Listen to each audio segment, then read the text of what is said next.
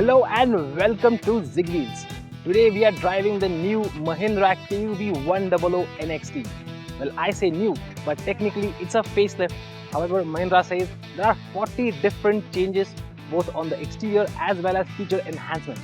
So let's take a quick look at the more important and interesting ones. The KUV's basic shape hasn't changed from what it was previously, but it now gets redesigned bumpers at both ends, with the front getting a more distinctive air dam as well. The headlights now feature a twin pod design, and even the fog lights have been reshaped.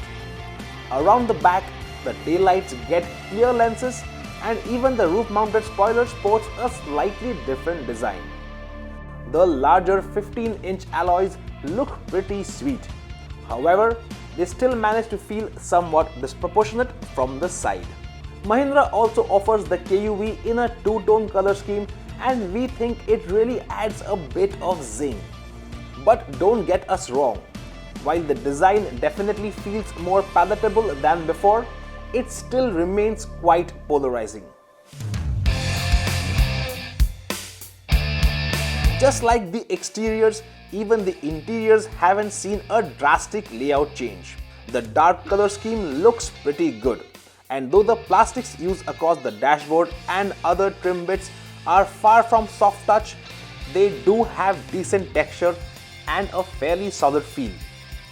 The biggest change here is the addition of a 7-inch touchscreen infotainment system that offers good connectivity options such as Bluetooth, aux-in and USB. The interface itself is crisp and extremely responsive. You get built-in navigation, a driver information display, as well as visual feedback from the parking sensors. But a reverse camera is only available as an aftermarket accessory.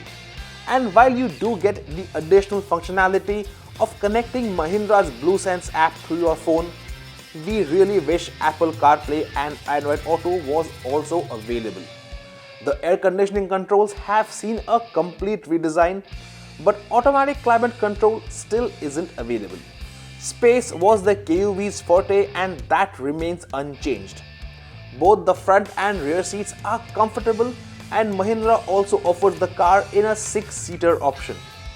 That said, seating someone in the middle of the front bench is very difficult. Thankfully, the middle seat can be flipped down to create a massive center armrest.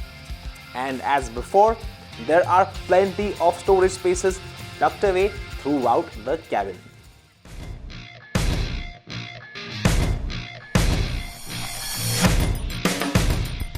The KUV100 is offered in the same choice of 1.2-liter petrol and diesel motors that we have seen before, and the driving experience as well as performance is pretty much the same.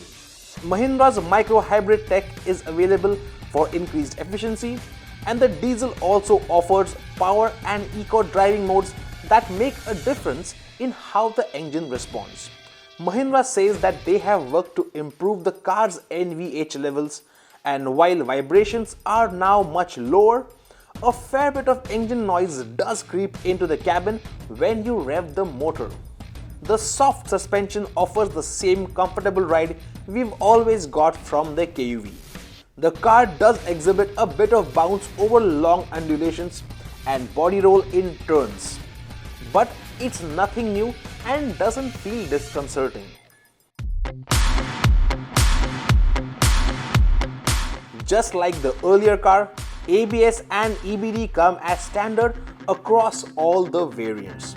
However, this time around, even dual airbags are included on all trim levels except the base K2 model, which still gets them as an option. For this NXT update, Mahindra has revamped the trim nomenclature. But what is really commendable is that prices for the K2, K2 Plus and K4 Plus models have actually gone down despite offering more features, while those for the K6 Plus and K8 have gone up only marginally. The KUV is far from Mahindra's most popular car. However, it does form a solid entry point for someone looking to get into that compact SUV/crossover space. On the whole, it does look quite cute, drives fairly well, and with all these enhancements, the KUV100 is definitely more interesting than it ever was.